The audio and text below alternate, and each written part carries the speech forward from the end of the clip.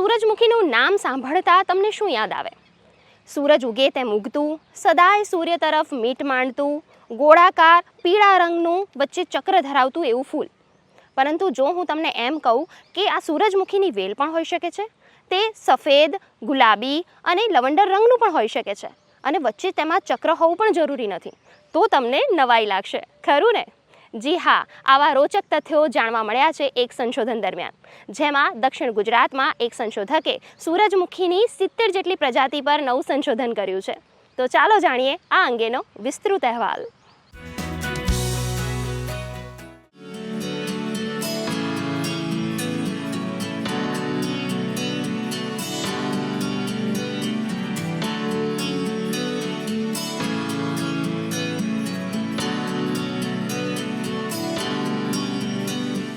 સૂરજમુખીનું ફૂલ જે છે એ બહુ એટ્રેક્ટિવ હોય છે. એની જેટલી અલગ અલગ પ્રજાતિમાં તમે જાશો તમને એટલા સારા ફૂલ જોવા મળશે. તો એમાં છે ને તમે જોઈ શકો ને તો ઇન્દ્રધનુષના બધા રંગોના ફૂલ તમને એમાં જોવા મળી જશે. સૂરજમુખીની જે કુટુંબ છે જેને અમે સાયન્ટિફિકલી એસ્ટરેસી ફેમિલી કહીએ છીએ, એ વનસ્પતિની સૃષ્ટિમાં one of the largest family છે. અગર ગુજરાતની વાત કરીએ તો ગુજરાતમાં આજ સુધી આ ફેમિલી ઉપર એક્સક્લુઝિવલી કોઈ વર્ક નથી થયું. આ વસ્તુને ધ્યાનમાં રાખીને દિમાગમાં વિચારાયું કે આ વનસ્પતિનું જે આખું ગ્રુપ છે એના ઉપર આગળ કામ કરીએ. ઘાસને આઈડેન્ટિફાઈ કરવાનું બહુ અઘરું વિષય છે. એવી રીતે સૂર્યમુખીનું પ્રજાતિઓનું સંશોધન કરવાનો એક બહુ અઘરો વિષય છે. જેમાં સૂર્યમુખીમાં એક કપૂરીઓ કરીને રોપો છે બ્લુમિયાનું, એના ઉપર એક બહુ સારું કામ કરેલું છે જયદીપે, જેનાથી ખબર પડે કે કેવી રીતે બ્લુમિયાની વિભિન્ન પ્રજાતિઓને હવે આપણે આઈડેન્ટિફાઈ કરી શકીએ છીએ. વડોદરાની MS યુનિવર્સિટીના બોટની વિભાગના સંશોધક અને અધ્યાપક ડૉક્ટર જયદીપ શર્મા દ્વારા PhDના અભ્યાસ દરમિયાન ઉનાળાની આકરી ગરમીમાં પૂર બહારમાં ખીલતા સૂરજમુખી એટલે કે એસ્ટેરેસી ફેમિલીના અનેક વિવિધતા તારણો સામે આવ્યા અને મળી આવી 14 નવી પ્રજાતિ. તો જેમ કે મારા હાથમાં છે આ એક કોસ્મોસ કરીને છે, તો એક આનું ફૂલ છે, પછી આ એક વર્નોનિયા છે અને આ ત્રીજું જે છે એ ગામોકીતા છે.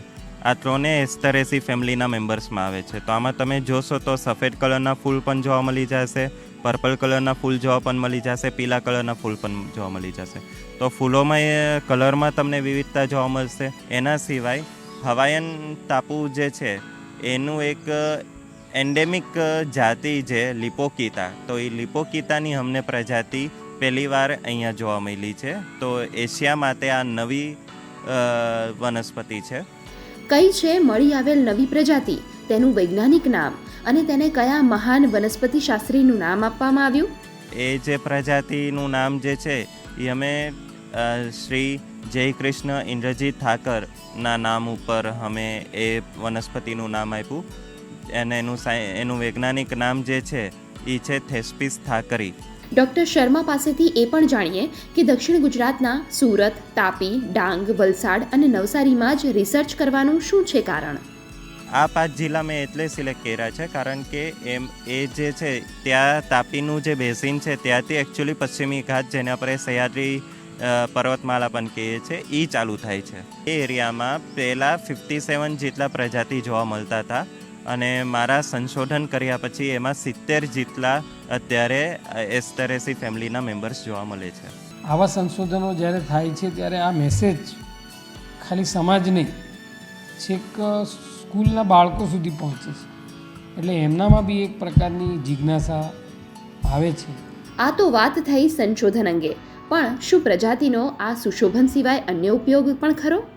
જેમ કે તમે લોકોએ લેટ્યુસનું નામ સાંભળ્યું હશે, જે તમે મેકડોનલ્ડ કે ક્યાંય પણ બર્ગરમાં ખાવા જાઓ તો બર્ગરમાં તમને લેટ્યુસ મળે છે. એ એકચ્યુઅલી કોબી જ નથી હોતું, એ એસ્ટરેસી ફેમિલીનો એક મેમ્બર હોય છે, લેક્ટ્યુકા સતાઇવા, એના પાંદડા હોય છે. બીજી વસ્તુ એ કે આનું મેડિસિનલી પણ ખાસો ઉપયોગ છે. હવે જેમ કે આર્ટિમિસિયા ઇન્વા કરીને એક એસ્ટરેસી ફેમિલીનું મેમ્બર છે, એમાંથી મલેરિયાની દવાઈ બને છે. ગુડ ન્યૂઝ ગુજરાત માટે વડોદરાથી સંજય પાગેનો રિપોર્ટ.